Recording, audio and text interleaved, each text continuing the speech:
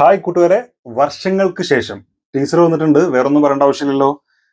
ഏറ്റവും വലിയ പ്രതീക്ഷ എന്താന്ന് ആദ്യമേ പറയാം. കാരണം വിനീത് ശ്രീനിവാസന്റെ സിനിമയാണ് എന്നുള്ളതാണ് ഏറ്റവും വലിയ പ്രതീക്ഷ. ചെയ്തിട്ടുള്ള സിനിമകളൊക്കെ തട്ടത്തിൻ മറയത്ത്, ലാസ്റ്റ് വന്നുള്ള ഹൃദയം വേറെ ലെവൽ എന്ന് തന്നെ പറയാം. അതൊരു വേറെ ഫീലാണല്ലോ. നൊസ്റ്റാൾജിക് സാധനങ്ങൾ ഉണ്ടാവും, നല്ല റൊമാൻറ്റിക് സംഭവങ്ങൾ ഉണ്ടാവും, നല്ല കോമഡി ഉണ്ടാവും, വളരെ ഫീൽ ഗുഡ് ആയിരിക്കും. അങ്ങനെ എല്ലാം കൊണ്ടും ഒരു ട്രീറ്റ് ആയിരിക്കും പുള്ളിക്കാരന്റെ സിനിമ. മാത്രമല്ല ധ്യാൻ ആ സിനിമയിൽ പ്രധാന വേഷത്തിൽ വരുന്നുണ്ട്.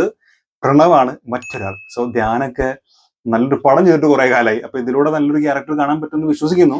പിന്നെ പ്രണവിന്റെ ഫാൻസ് ഭയങ്കര, അത് ലാലേട്ടൻ ഫാൻസിന്റെ ഒരു വിഭാഗം ആളുകൾ പ്രണവ് ഫാൻസ് കൂടിയാണ്. എന്തായാലും സംഗതി കാണാടേ തള്ളക്കത്തില്ല. Okay, ready.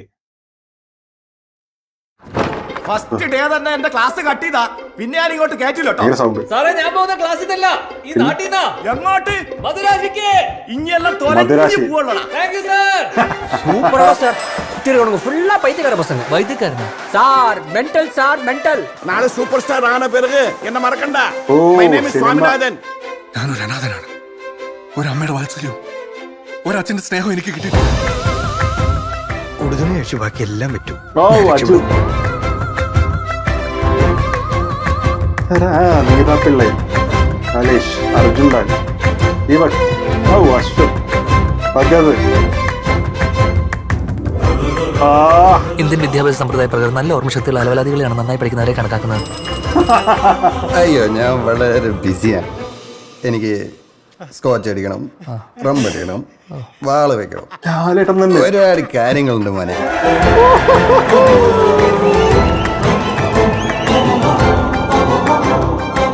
ഹലോ, എന്റെ കഥ പുള്ളിക്ക് ഇഷ്ടപ്പെട്ടില്ലെങ്കിലും അയ്യോ, നീ എന്ത് കഥ പറഞ്ഞാലും പുള്ളിക്ക് ഇഷ്ടപ്പെടും.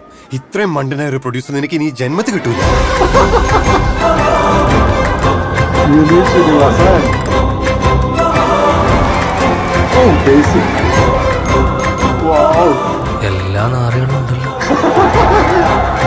സത്യം. Nivin Pauly. Belt, groupism, favouritism, nepotism.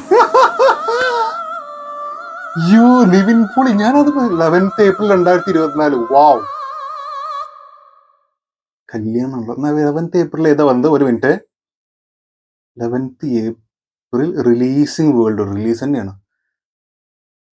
വാവ്, കിഡ്ലൻ ടീസർ എന്ന് പറഞ്ഞാൽ ഒരു രക്ഷയില്ലാത്ത കിഡ്ലൻ ടീസർ. എനിക്ക് ഭയങ്കര ഇഷ്ടമായിട്ടോ. കാരണം ഞാൻ വിചാരിച്ചിട്ടുള്ളൂ എത്ര ആളുകള് പകത് മറ്റത് മറിച്ച് ഒരുപാട് ആർട്ടിസ്റ്റ്. അപ്പൊ കറക്റ്റ് എല്ലാ നാറികളും എല്ലാ തെണ്ടികളും ഉണ്ടല്ലോ. സത്യമാണ്, എല്ലാ തെണ്ടികളും ഉണ്ട്. ആൻഡ് എന്ന് പറഞ്ഞിട്ട് നിവിൻ പോളി. ഞാൻ പെട്ടെന്ന് ശ്രദ്ധിച്ചില്ല, മ്യൂസിക്കൽ എന്നിട്ട് സാധനം വന്നല്ലോ.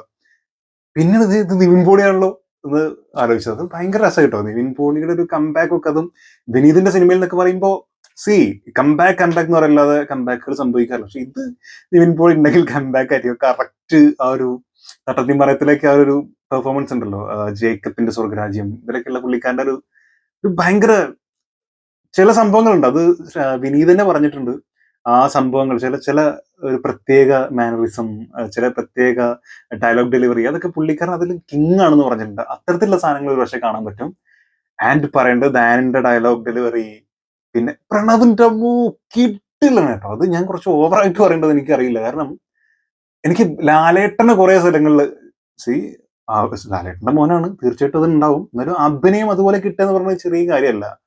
അത് ഭയങ്കര വലിയ സംഭവമാണ്. കാരണം ലാലേട്ടനെ പോലത്തെ അത്രയും ഒരു ലെജൻഡ് ആയിട്ടുള്ള ആക്ടർ, അദ്ദേഹത്തിന്റെ മാനറിസംസ് കുറേ സ്ഥലങ്ങളിൽ, എസ്പെഷ്യലി ഇതില് വെള്ളടിച്ചിട്ട് നിന്നിട്ട് പറയുന്ന കുറച്ച് ഡയലോഗ്, അത് കറക്റ്റ് ലാലേട്ടൻ പറയുന്ന അതേപോലെ.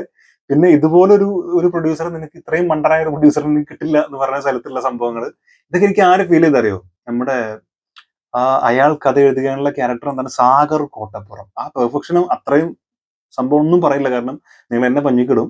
അതുകൊണ്ട് അത്രയ്ക്ക് ഞാൻ പറയുന്നില്ല. പക്ഷെ അതിന്റെ ചില ചായ കാച്ചലുകൾ ചില സ്ഥലങ്ങളിലൂടെയൊക്കെ പോയിട്ടുണ്ട്.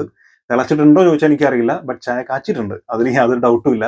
നിങ്ങൾക്ക് അതിനെ കുറിച്ചുള്ള അഭിപ്രായം എന്താണെന്ന് തീർച്ചയായിട്ടും മറക്കാതെ കമന്റ് രേഖപ്പെടുത്തുക. എനിക്ക് തോന്നുന്നു ഇതുവരെ ഇപ്പോ ഹൃദയത്തിലാണെങ്കിൽ പോലും എനിക്ക് ഇത്രയും രസമായിട്ട് പുള്ളിക്കാരന്റെ അഭിനയം തോന്നിയില്ല. ജസ്റ്റ് ടീസറെ നമ്മൾ കണ്ടിട്ടുള്ളൂ, അതുകൊണ്ട് വലിയ സംഭവമായിട്ട് പറയുന്നല്ല. പക്ഷെ എന്തുകൊണ്ടോ ഇപ്പോ ഒരു ഹോൾ സിനിമ നമ്മൾ കണ്ടിട്ടുണ്ട്. ഇപ്പോൾ ഹൃദയം തന്നെ ലാസ്റ്റ് എടുക്കാം. നമ്മൾ ഹോൾ സിനിമകൾ കണ്ടു. ആദ്യം നമ്മൾ കണ്ടു പക്ഷെ അതിലൊന്നും ഇല്ലാത്തൊരു പ്രത്യേക ഒരു വൈബ് ഈ ഒരു സാധനത്തിലെ പെർഫോമൻസിന് ഉണ്ട് എന്ന് എനിക്ക് തോന്നി. എനിക്ക് ഭയങ്കര ഇഷ്ടമായി കേട്ടോ. അത് കുറെ ആളുകൾ എന്നോട് ഒരുപാട് റിയാക്ട് ചെയ്യാൻ പറഞ്ഞിട്ടുണ്ടായിരുന്നു. കാണാൻ വേണ്ടി കുറെ ആളുകൾ പറഞ്ഞിരുന്നു. പക്ഷെ ഞാൻ 1-2 വീഡിയോ വേറെ ചെയ്യാനുള്ളത് കൊണ്ടും പിന്നെ കുറച്ച് ബിസിനസ് പരമായിട്ടുള്ള ചില തിരക്കുകൾ കുടുങ്ങിപ്പോയതുകൊണ്ട് ചെയ്യാൻ പറ്റാണ്ടായതാണ്. പക്ഷെ കണ്ടപ്പോ ഭയങ്കര സന്തോഷമുണ്ട്. ഇത് ചെയ്യാൻ പറഞ്ഞ ആളുകൾക്ക് ഒരു താങ്ക് യു. ഇല്ലെങ്കിൽ ഞാനത് കണ്ടേന്നു. പക്ഷെ ഈ റിയാക്ഷന് വേണ്ടി വെച്ചുകൊണ്ട് ഞാനത് വെറുതെ എടുത്ത് നോക്കിയത് ഫസ്റ്റ് ഇപ്പൊ ഇരുന്ന് കാണണം. അപ്പൊ അതിന്റെ ഒരു ഫീൽ ഭയങ്കര രസമായിട്ട് വന്നിട്ടുണ്ട്. എന്തായാലും ഭയങ്കര പ്രോമിസിങ് ആണ്. എനിക്ക് ഭയങ്കര ഇഷ്ടമായി. നിങ്ങളുടെ അഭിപ്രായം എന്താണുള്ളത് മറക്കാതെ കമന്റിൽ രേഖപ്പെടുത്തുക. ഇതിനേക്കാൾ കൂടുതൽ പറഞ്ഞ് നമ്മൾ ചളി ആക്കണ്ട. ബാക്കി സിനിമ വരട്ടെ അപ്പൊ കാണാം, അല്ലെങ്കിൽ ട്രെയിലർ വരട്ടെ അപ്പൊ കാണാം. എന്തായാലും എനിക്ക് മൊത്തത്തിൽ എല്ലാം ഒന്നും എടുത്ത് മാറ്റി വെക്കാല്ല, എല്ലാം എനിക്ക് ഭയങ്കര ഇഷ്ടമായി. ഓരോ ആളുകളെ കാണിച്ച വിധവും അതിലെ മ്യൂസിക്കും തുടക്കത്തിലുള്ള ഡയലോഗും ഒക്കെ എനിക്ക് ഭയങ്കര ഇഷ്ടമായി.